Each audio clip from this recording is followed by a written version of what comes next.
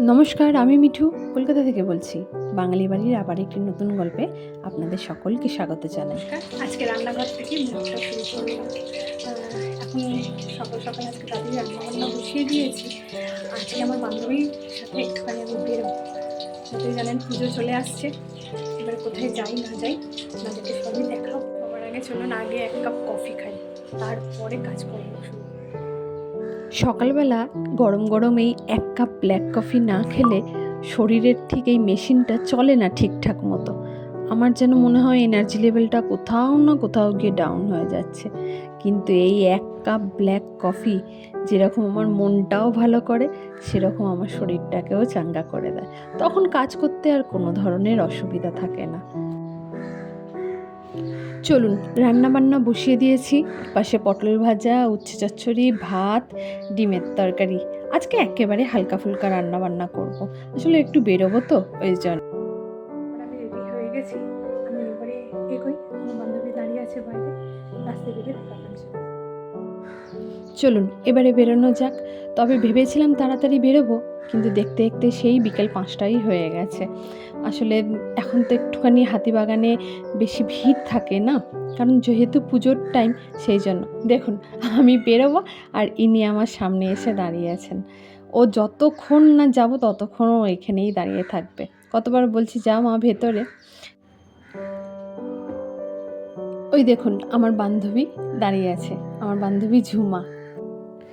আমাদের বাড়ির সামনে একটা জুডিও খুলেছে, আমরা দুজনে মিলে এসেছি এখন সেখানে। আমরা মেনলি এখান থেকে কোনো কিছু কেনাকাটা করব না, যাব আমরা হাতিবাগানে। আমাদের হাতিবাগানেই মেন কাজ আছে। তবে এই জুডিও সম্বন্ধে আপনাদের কিছু কথা বলি, শুনুন। এই জুডিওটা প্রথমে ছিল একটা সিনেমা হল, বিধুশ্রী সিনেমা হল। এটার সামনে দিয়ে আমরা স্কুলে যেতাম। এখন তারপরে এটা হলো প্যান্টালুন্স, তারপরে হলো স্মার্ট বাজার, আর তারপরে শেষেই এখন এসে ঠেকেছে জুডিওতে। তবে এখন জুডিওর যা চাহিদা, আশা করছি এটা খুবই ভালো মতো চলবে। কিন্তু মানে কতগুলো পরিবর্তন আমরা এখানে থেকে দেখলাম, বেশ ভালোও লাগে। আর এই জুডিওর অপোজিটটাতে আছে আমাদের নলিন সরকার স্ট্রিট। জানেনই তো, নলিন সরকার স্ট্রিটের বিখ্যাত দুর্গাপুজো, নর্থ ক্যালকাটার নলিন সরকার স্ট্রিটের বিখ্যাত সেই দুর্গাপুজো। এই দেখুন, এখানে প্যান্ডেলের প্রস্তুতি চলছে। এখন দুর্গাপুজো, বললাম না বেশি দেরি আর নেই, আর কিছুদিনের মধ্যেই। ব্যাস, এই যে চলুন এবারে আমরা এই গলিটার ভেতর দিয়েই যাব, কারণ আমরা এখান থেকে স্কুলেও যেতাম, আমরা হাতিবাগান গেলেও এখান থেকে যাই। এই দেখুন আমরা ঢুকে পড়েছি নলিন সরকার স্ট্রিটের ভেতরে। প্যান্ডেল শুরুও তো হয়ে গেছে, প্যান্ডেলের কাজ প্রায় শেষের দিকে। কি সুন্দর, মানে এদের থিম ভাবনা এত ভালো হয়। দাঁড়ান দেখি ঠাকুরের মুখটা দেখা যায় কি না। না, ঠাকুরের মুখ দেখা যাচ্ছে না, ওই আর কি যতটুকুনি দেখা। আচ্ছা, পৌঁছে গেছি আমরা হাতিবাগানে। এটা হাতিবাগান না, এটা ঠিক শ্যামবাজারের কাছাকাছি চলে এসেছি। হাতিবাগানে প্রচণ্ড ভিড়। এই শ্যামবাজারের এইরকম এই সাইডের দোকানগুলোতে আসি, এখানে জামা কাপড়ের রেটটা খুব রিজনেবলে একটু পাওয়া যায়। হাতিবাগান থেকে জাস্ট একটু এগিয়ে আসলেই আমাদের ঠাকুরের জামা কাপড় বাছা হয়েও গেছে। এবার আমরা নিচ্ছি, আমিও নিয়েছি, ঝুমাও নিয়েছে। ঠাকুরের শপিংটা আমাদের আগে করতে হয়, আমরা দুজনে মিলে এসেই করি, প্রতি বছরই করি আমরা। আর হাতিবাগান আসবো, এইসব জিনিস দেখবো না তা তো হয় না।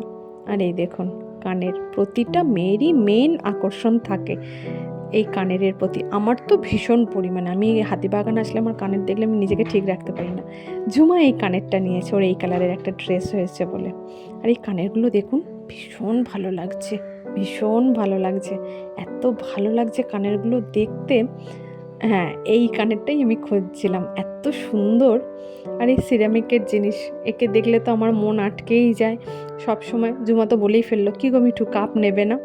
না, আজকে আর কোনো কিছু কাপ টাপ কিছু নিইনি। আজকে দুই বন্ধু শুধু ঠাকুরের শপিং করেছি, এবার একটু খাওয়া দাওয়া, ব্যাস, তারপরে বাড়ির দিকে পা বাড়ানো। যাই হোক, ও এটা আমাদের শিকদার বাগানের ঠাকুরের প্যান্ডেল হয়েছে, এখনও কাজ চলছে। চলুন আমরাও বাড়ির দিকে যাই। আপনারা ভালো থাকবেন, সুস্থ থাকবেন।